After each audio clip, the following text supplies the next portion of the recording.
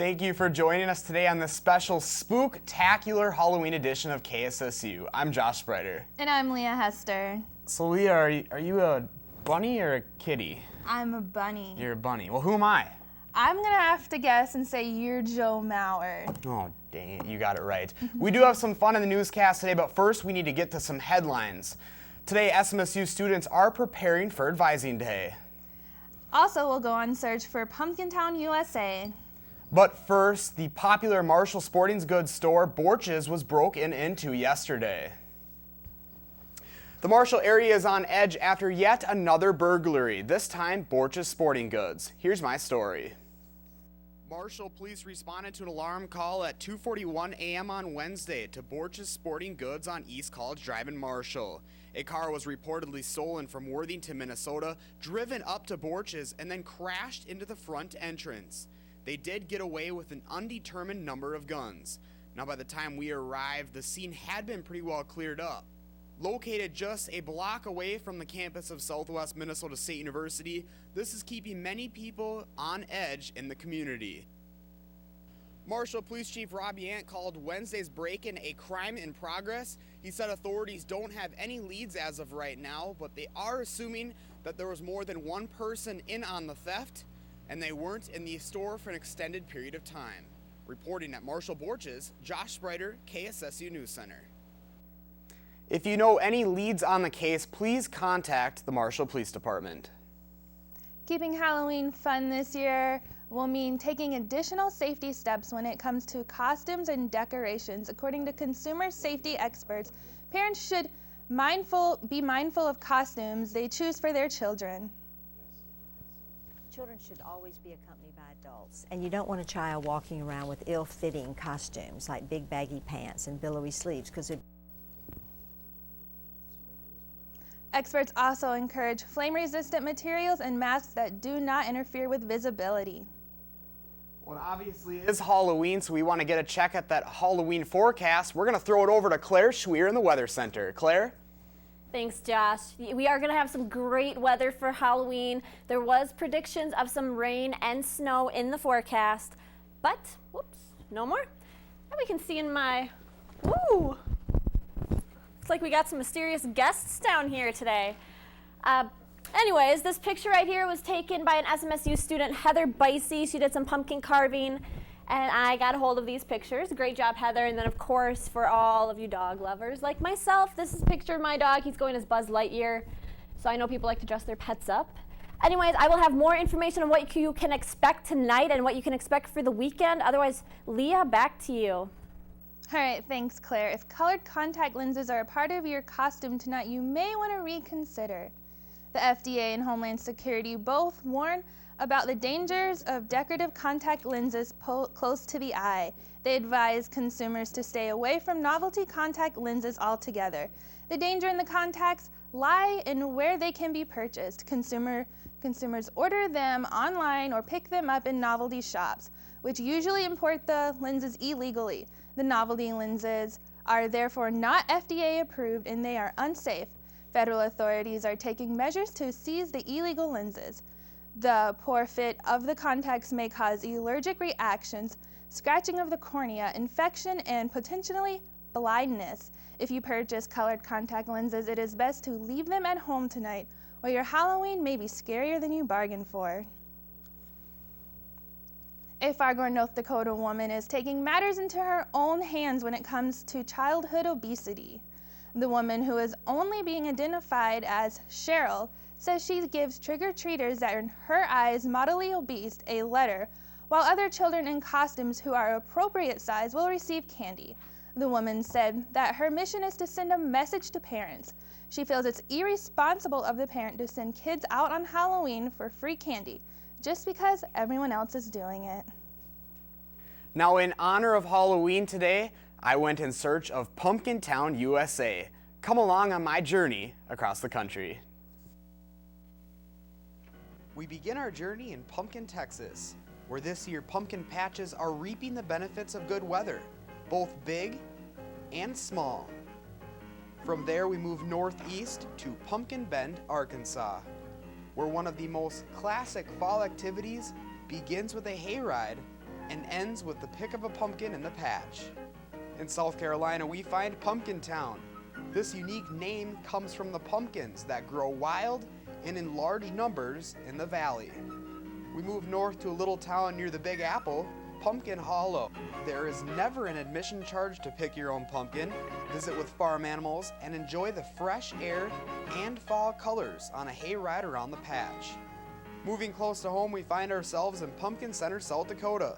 The origin of the name Pumpkin Center has been lost in the mist of time.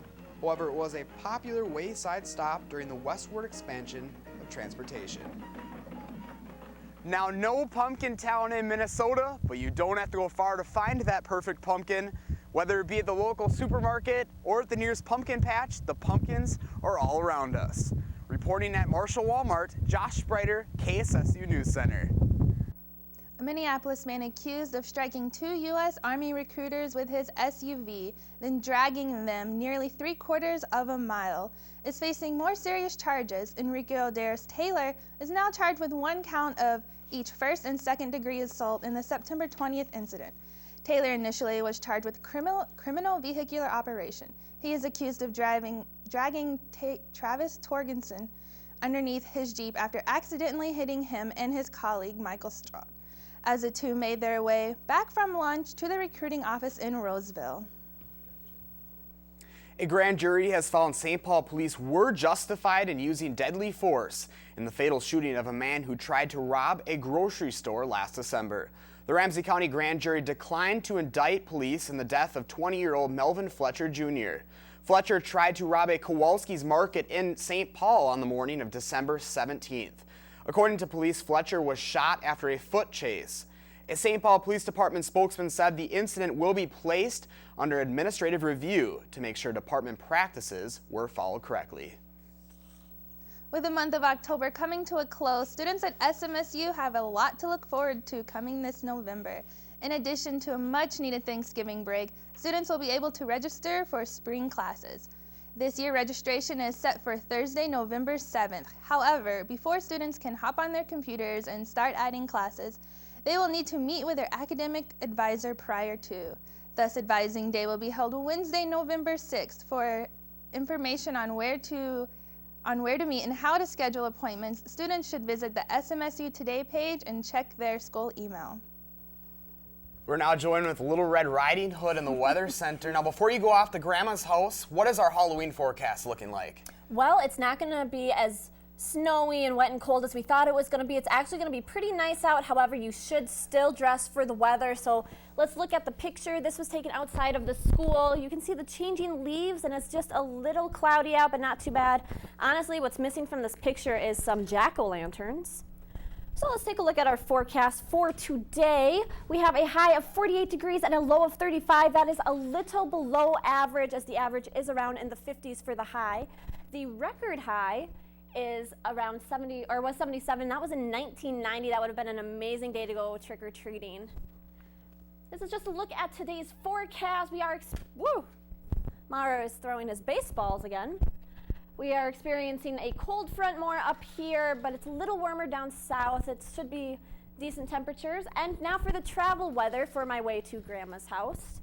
It is a little rainy in this area in the eastern part, but thankfully we have nothing coming for southwestern Minnesota. It'll be a great weekend.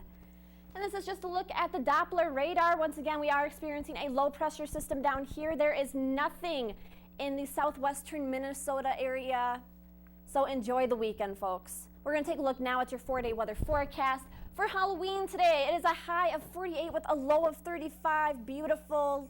Not as warm as we want it, but still not as cold as we were expecting. Friday, we will be experiencing the rain that was predicted with a high of 31 and a low of 34. And for Saturday and Sunday, it will be partially cloudy with the 50s in our range. And that is a look at your local weather forecast. I am Claire Schweer at the KSSU Weather Center. Josh and Leah, back to you guys. Thank you, Little Red Riding Hood. Now off to Grandma's house you go. Coming up in sports, Ryan Bartz takes us to the World Series along with some SMSU updates. We'll be right back. I remember the moment. I'll never forget that moment. That changed my life. At that moment, it hit me. This is why I joined the Guard. We're soldiers, always ready to protect our country.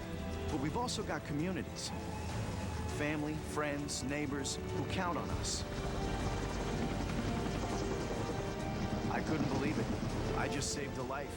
Somebody from my hometown. See what it means to be a citizen soldier at NationalGuard.com. When I was 16, I was in a bad car accident, and the doctors told me I would never stand again. Somehow, I knew I would. Progress has been slow, but family, friends, and strangers all started to pray for me. Whether you need support in a tragedy or just to make it through a bad day, prayer can make a difference. America, let's come together by believing with each other. For someone to come alongside you and say, I'm going to believe with you, it means a lot. Welcome back. The Boston Red Sox and the St. Louis Cardinals met for Game 6 of the World Series, and this was definitely the one to watch. Let's go to the highlights starting at the bottom of the first with Dustin Pedroia with a drive to left. It's high and far enough out in the open, but a foul with no score, with either team no scoring as well. Going right there, John Lakey gets John Jay to strike him out with still no score for either team. But in the bottom of the third, bases are loaded, and Shane Victorio drove it high off the field with Jacoby Hellsbury, David Ortiz, and Johnny Gomes heading for home with Boston leading 3-0. And also scoring for the Red Sox in the bottom of the fourth, Stephen Drew with a solo shot to right field for a home run. Still score is up 4-0. Also, Mike Napoli picks up an RBI with a 2-out single to score. Ellsbury, another home run, 5-0 as well. And well, that does it for the Boston Red Sox versus the St. Louis Cardinals game, as the Boston Red Sox hold it strong for a 6-1 win against the Cardinals. Now, this also marks the first time in 95 years for the Red Sox to win the World Series at Fenway Park. And just look at them celebrating right there and then. Meanwhile, David Ortiz earned him the series MVP award. And for all you baseball lovers out there, this is the end of baseball season until a brand new season kicks off in the spring. Although the SMSU soccer team took a tie to Minnesota State Mankato this Sunday, they have a lot to look forward to, and some good news as well. This week, true freshman goalkeeper Brianna Dakes was named the NSIC's Goalkeeper of the Week, thanks to her outstanding performance this weekend playing against Concordia St. Paul last Saturday and number 2 Mankato. Now, this is her second time being Goalkeeper of the Week, which led her to 7th and 8 shutouts this weekend. Meanwhile, the team is moving on up to number 19 in this week's National Soccer Coaches Association of America's Top 25 polls, and have now stayed in the poll for the last 5 weeks. On top of that, they have now moved up to number 2 in this week's NCAA Division II Central Region rankings, as they are now one of 6 NSIC schools to appear in the national rankings. Now, before you go out and celebrate Halloween, the team has their last regular home game today as they faced off against Wayne State at 3 p.m. at the Schweer Regional Events Center. Well, the Minnesota Vikings players Toby Gerhardt and Josh Robinson were in Sioux Falls last Tuesday to pay a visit for one lucky football team. Gerhardt and Robinson, along with Vikings cheerleaders and team mascot, surprised the Sioux Falls Lincoln High football team at the Sanford Fieldhouse to announce they were the winners of a concussion awareness competition. Now, Gerhardt told KDLT that they came to talk to the team members about the little things that can prevent concussions to prevent long-term health effects. The team has been using an app to make sure all the athletes were safe on the sidelines. And as an added bonus, the Lincoln football team won a 24-person suite to the Vikings versus Philadelphia Eagles game on Sunday, December 15th. And finally in sports, the Southwest Minnesota State football team is getting ready for their final home game of the season. SMSU will enter the game tied for 6th in the latest NSIC conference standings, while Winona State is also tied for 4th in the conference. This game alone will also be the last hurrah for 15 of its senior team members as they play their final home game at the Schweer Regional Event Center. So Mustang fans, be there this Saturday for the final home game of the 2013 season. Kickoff is at 1 p.m. Now that was a look at your KSSU sports. I'm Ryan Bartz. We'll be right back. To be a winning team, you have to work like a winning team. My team depends on me. And my team is 50,000 strong. Looks like a lot of work's going into this. This is what it feels like to be part of a team. A winning team. The action team. Get in on the action at actionteam.org. Are you in? Oh, it looks like today is all over. Wasn't it fun today? It was very fun today. Well, now that I have my ball back, thank you for joining us today on our special Halloween broadcast. Remember, you can tune into KSSU TV and radio at any time for all of your SMSU updates. For all the trick-or-treaters and college students going out tonight, be safe and have a happy Halloween.